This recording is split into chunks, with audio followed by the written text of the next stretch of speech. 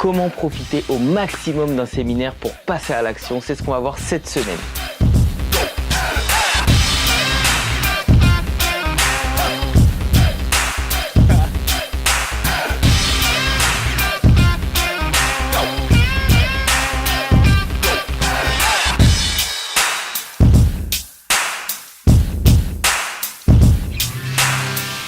Salut les freelances extraordinaires, c'est Can, gentleman motivateur. Alors ce week-end, je suis allé au séminaire d'Alexandre Ross. C'était vraiment exceptionnel. Pourtant, tu sais que je n'aime pas ces séminaires. Je n'aime pas ces moments où on est passif, où on a l'impression de se retrouver dans une salle de classe. Mais là, c'était vraiment grandiose. Il y avait Franck Roca, Franck Maes, bien sûr Alexandre Ross, il y avait Margot Klein et plein d'autres intervenants de talent qui ont vraiment apporté un maximum de valeur. Et je vais te donner aujourd'hui 7 clés pour profiter au maximum de ces événements. Premier point, le mindset. Va dans ces événements avec l'esprit du débutant. Vas-y dans l'optique d'apprendre des choses, dans l'optique d'apprendre des autres, dans l'optique vraiment d'être curieux. L'esprit du débutant, qu'est-ce que c'est? C'est vas-y comme si c'était la première fois que tu entendais une information. Même si tu es sceptique, même si tu as essayé, l'idée c'est d'être ouvert et de pouvoir prendre le maximum des personnes qui sont autour de toi et qui ont une expérience différente. Me concernant, ça fait quand même pas mal d'années que je suis dans la communication, dans le marketing digital et j'ai pourtant posé des questions auxquelles j'avais déjà les réponses. Mais ça m'a permis d'avoir peut-être un autre angle, une autre vision. Alors reste très curieux dans ces événements et tu vas apprendre énormément de choses. Deuxième point, sois ouvert, sois souriant et surtout sois dans la parité. Quand les personnes viennent te parler, ne les considère pas comme inférieures, même si tu vois qu'elles débutent, même si elles n'ont pas beaucoup d'expérience. Et toi, ne te positionne pas en tant que demandeur, en tant que personne qui est déjà dans une posture d'infériorité. J'ai eu des échanges hyper intéressants avec des personnes qui ont énormément d'expérience, qui sont quand même beaucoup plus loin que moi, et avec des personnes qui étaient débutantes, et chaque discussion a été enrichissante justement parce que je me suis mis dans la position de parité. Je ne suis inférieur à personne et personne n'est inférieur à moi. Et c'est pour moi la meilleure manière d'avoir des échanges enrichissants, intéressants et surtout fructueux. Troisième point, fais des contacts. Tu as peut-être dans ces événements des prestataires, des partenaires, des personnes avec qui tu vas aller loin. Et il faut aller vers tout le monde. Il faut bien entendu être dans la curiosité et surtout, prends des cartes de visite. Enfin, quand je dis prends des cartes de visite, c'est pas prendre tes cartes, c'est prendre les cartes des autres. Il vaut mieux prendre des cartes que donner ses cartes. D'ailleurs, la plupart du temps, je n'ai pas de carte de visite et je m'arrange surtout à avoir celle des autres. C'est la meilleure manière de m'assurer de pouvoir les recontacter. Sinon, tu as tout simplement Facebook Messenger. Tu prends une photo du Facebook Messenger et hop, c'est parti. Carte de visite. Quatrième point, donne de la valeur avant d'en demander. Alors ça, c'est une règle de laquelle je parle très souvent en marketing. Il faut donner avant de demander. Et dans les relations humaines, c'est la même chose. Quand tu fais du marketing digital, tu vas tisser un lien avec ton prospect, avec ton client, être sous une forme de conversation. C'est du relationnel. Donc tu donnes avant de demander et c'est exactement la même chose lorsque tu es dans ces événements. Alors il y a une chose que j'ai faite, j'ai posé énormément de questions. Beaucoup de personnes ne savaient pas pourquoi je posais autant de questions, mais à quasiment chaque intervenant, je posais des questions. Je vais te donner une clé. Le fait que je pose des questions que je savais être intéressantes pour les autres, c'est ma manière de donner de la valeur. C'est-à-dire que je sais que quand j'ai posé une question qui a suscité des réponses intéressantes, qui ont apporté beaucoup à mon audience, naturellement, les personnes me voient comme quelqu'un qui apporte de la valeur. Alors, au séminaire, lorsque je suis sorti, à chaque fois, à chaque pause, les gens venaient me voir en me disant « Merci d'avoir posé cette question, merci ». Alors que la question, c'est moi qui l'ai posée. Donc, c'est ma manière d'apporter de la valeur. Ensuite, quand ils venaient me parler, j'essayais, si je pouvais, de leur apporter des clés ou de leur apporter des infos à leurs questions. Donc, apporte de la valeur. C'est une bonne manière de te tisser un réseau et d'exploiter au maximum ces événements, puisque on va aussi en échange en général te donner des informations. Et j'ai eu beaucoup d'informations hyper importantes, voire des contacts clés pour développer mon business. Alors n'hésite pas à apporter de la valeur et pas être juste dans la demande ou essayer d'obtenir quelque chose des gens. Le branding, c'est quelque chose d'hyper important.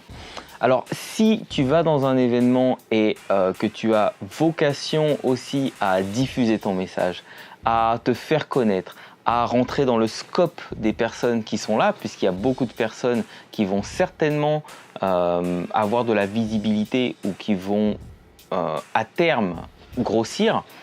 Donc il faut que tu sois dans leur scope. Ça veut dire que ton branding doit être présent malgré tout. Alors moi, mon branding, c'est simple, c'est moi. Donc j'ai toujours mon chapeau, j'ai ma moustache et en général, on me remarque parce que ma posture ou le fait que je sois curieux, que je pose des questions, ça interpelle. Donc à chaque fois que j'ai pris la parole, j'ai dit « c'est Can, le gentleman motivateur » et en fait, les gens qui sont venus me voir lors de cet événement, lors du Biz Club, à chaque fois, ils me disaient « Hey Can » ou « Hey le motivateur » ou « Hey le gentleman ». En fait, ils retenaient forcément un bout. Donc, en étant présent dans l'événement, je renforce aussi mon propre branding. Tire le maximum des intervenants. Alors, comment est-ce qu'on tire le maximum des intervenants? Oui, en posant des questions comme je l'ai fait et comme je le fais à chaque événement. Ça, c'est une chose. Maintenant, il y a d'autres manières de le faire.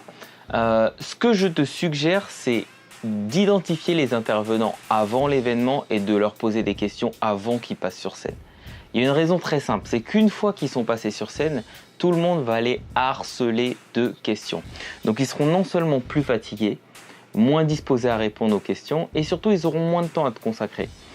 Alors je te suggère d'aller les voir avant, de discuter avec eux, de t'intéresser à eux très sincèrement, de pas forcément poser les questions bateau, mais d'essayer encore une fois de tisser du lien et peut-être d'apporter quelque chose. Ce sont des personnes qui vont être extrêmement sollicitées pendant l'événement, mais qui en général, si c'est demandé correctement, ne vont pas hésiter à te consacrer du temps. J'ai pu faire des interviews avec Maxence Rigotier qui était là, mais qui n'était pas intervenant, avec Franck Maes qui est super sympa aussi, avec Franck Roca et d'autres personnes, que ce soit des interviews filmées ou pas, mais en tout cas ils m'ont tous consacré du temps. Ils ont tous été très sympas. Et le fait de faire des interviews aussi, ça va te permettre d'alimenter en contenu et de pouvoir faire un relais de cet événement auprès de ta communauté, ce que je vais faire cette semaine. Ne repars jamais de ces séminaires sans avoir des choses à appliquer. C'est hyper important. Alors me concernant, je retiens 3 choses. 3 choses, non pas parce que ce sont les plus importantes, mais ce sont celles qui m'ont marqué. Celles que je veux appliquer dans mon business tout de suite, maintenant. Et c'est vraiment important. On peut très vite être pris dans ces événements. Bien sûr, on est toujours euphorique. C'est génial de rencontrer des entrepreneurs qui sont aussi motivés que nous, de rencontrer des gens qui ont du succès, qui réussissent, qui ont implémenté des choses exceptionnelles. En revanche, si tu veux être toi aussi exceptionnel et avoir des résultats hors du commun, il va falloir passer à l'action et mettre en application. Il ne va pas falloir juste être dans cette euphorie et te redégonfler comme un ballon de baudruche une fois que tu es chez toi. Donc, quels sont les 3 points que je vais implémenter et que j'ai retenus de cet événement? Je vais te les dire tout de suite. 1. La vision méta. La vision méta, qu'est-ce que c'est? C'est Alexandre Ross qui en a parlé. La vision méta, c'est la vision transversale de ton business. C'est la vision high level. C'est un peu comme si tu étais un aigle ou un drone, tu vois, et que tu voyais tout ton business en entier. Ça t'évite d'avoir la tête dans le guidon et d'être dans le détail, mais vraiment de le regarder de manière cohérente et de voir là où tu dois mettre l'énergie. La vision méta. Deuxième point que j'ai retenu, c'est l'implémentation rapide. Lorsqu'il y a une méthode, une technique, ne cherche pas à aller voir à chaque fois s'il y a une meilleure technique ailleurs, etc. Applique tout de suite. Sois 100% impliqué dans ce que tu fais et ne prends pas plus de 5 secondes pour prendre la décision de le faire. Si tu dépasses ces 5 secondes, c'est issu du livre 5 Seconds de Mel Robbins que tu peux retrouver facilement. Si tu dépasses ces 5 secondes, tu risques d'être dans le doute. Alors, sois 100% impliqué et ne prends pas plus de 5 secondes pour décider à implémenter quelque chose. Et le troisième truc que je vais implémenter, ce sont les webinaires. Alors Leandro Lozaic nous a fait une super démonstration très rapide mais très dense de l'utilité du séminaire, l'utilité du workshop en ligne, l'utilité du webinaire, voilà.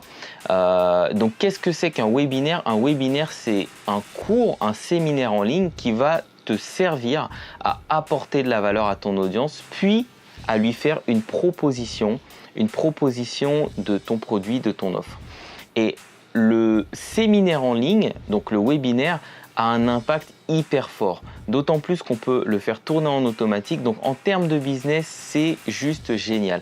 Et c'est ce que je vais implémenter. Alors donc de ce séminaire, comme tu l'as compris, je vais implémenter 3 choses dans mon business très rapidement. C'est la vision méta, gardez toujours cette vision méta, l'implémentation rapide, et pas plus de 5 secondes pour une décision, et le webinaire, donc séminaire en ligne. Alors j'espère que ces clés vont te permettre de profiter au maximum des séminaires que tu vas pouvoir faire toi aussi, de tous les événements en live, des meet-up, des rencontres, des after-work, et que tu vas te servir de ces rencontres humaines et enrichissantes pour pouvoir avancer, faire décoller ton business et surtout apporter toujours plus de valeur. Alors il y a de grandes chances que je retourne au Biz Club Live l'année prochaine et j'espère t'y voir.